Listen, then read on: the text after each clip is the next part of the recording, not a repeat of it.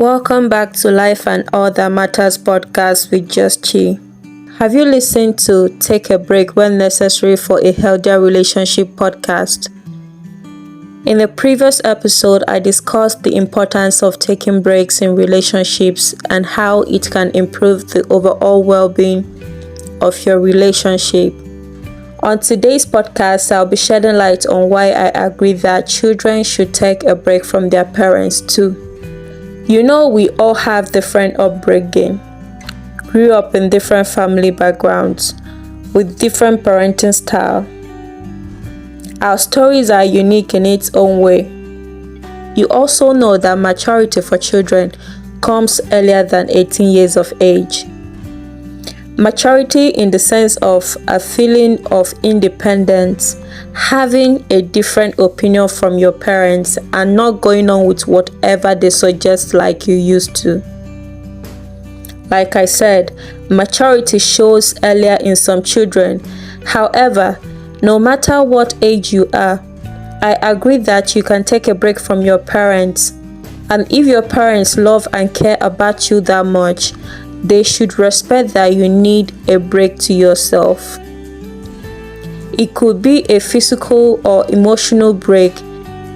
And even if you are still living with your parents and you feel like they are not giving you the emotional support that you need to actualize your dream, no matter how crazy it sounds, try taking a break. Distance yourself from the opposition and the drama. It will help you think clearly on how you can cope and adapt with your family differences in opinion, lifestyle, ideology, and parenting style. I will be real with you. It is very hard to take a break from a toxic family as a child, especially when you don't have anywhere else to escape to for a while until you are in the right state of mind and have enough strength to put up with them. Oh dear, I'm feeling emotional talking about this, and I can only pray for divine strength for everyone whose reality is this. If I haven't run mad, you will not run mad. If I haven't lost my mind, you will not. Some days I'd feel like I'm losing my mind. Some days I'd feel like to end it all and just destroy the whole world. But I started finding things I could do to distract myself. If it's not my podcast, it will be drawing. If it's not drawing, it will be graphic design.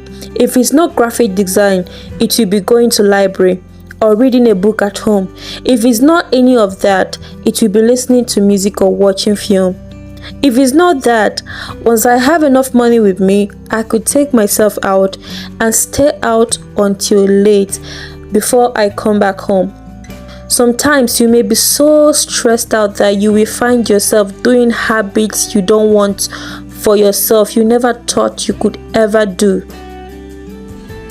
That is why you must engage more with positive and healthy activities that will take your mind off from the drama in your family. If you have reliable friends, you can hang out with them. Don't keep back company, please. I never kept back company because I know that it will do more harm to me than good. So I deliberately avoid it. I am good with a lot of people, very friendly, but I don't have many friends, many close friends per se. I only have one close friend who I hang out with when he's around. My other close friend, who is a girl, she's living far from me, so most of the time I hang out alone, and it's so cool. Don't get me wrong, but I enjoy my own company as much as I enjoy company with friends. You should try that. I also thank God I don't have any bad habits. No, I thank God that I don't have addictions. The one that the society could call a bad habit that I did sometimes, I was always careful not to get addicted to it. I did it moderately and hardly. You get me? Be careful. Don't say I was in pain and that's why I'm addicted to this or that. In whatever you find yourself doing in this moment, my love, don't overdo it. If the stress or trauma you are facing is making you use smoke or sex or drinking as a way of escape, first of all, don't do any of this because you think you are doing it as a way of escape, because the problem will still be there afterwards. One of the pastors of Christ Embassy would say, your problem will still be there with 6 packs waiting for you. Don't you do anything, whatever it is, and you get addicted to it. No, please, no. You cannot be hurting yourself in the name of distracting yourself from the noise. Do something that nourishes your spirit, body, and soul, and not something that damages it. Have moderation. Invest time on positive activities that wouldn't be detrimental to your mental and physical well-being. Okay? Try music, graphic design. You may even channel your dark times into a whole new you.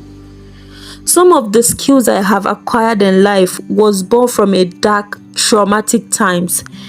I never really knew I'd be skilled, interested, or be good with the skills I have today. But during dark times, I realized my love for writing, drawing, podcasting, music, and a lot of skills and good ambitions that I have actualized during my dark days. It's not bad if you do the same. However way you choose to take a break from the things happening in your family or environment, make sure you are making a dynasty out of it. Make sure you are building a fucking empire out of it. It's more like me telling you, for every debt life may throw at you, be super creative with it by turning it into your dance or something really beautiful and wonderful, so that at the end of the day you can say, everything works together for my good. That's what the Bible says anyway. It's one of the words that I hold so close to my heart. I would memorize it whenever I'm in the right spirit to do so. I would confess it. Everything is working together for my good. Good or bad experiences, all things are working together for my good. And I want you to start making this confession every time, no matter the situation you find yourself, no matter the dark tunnel you find yourself in. Always hold this word to your heart, very close to your heart, that all things works together for my good. Thank you all for listening. Please leave a review or a question and pass this podcast on to a friend. Stay safe. Bye.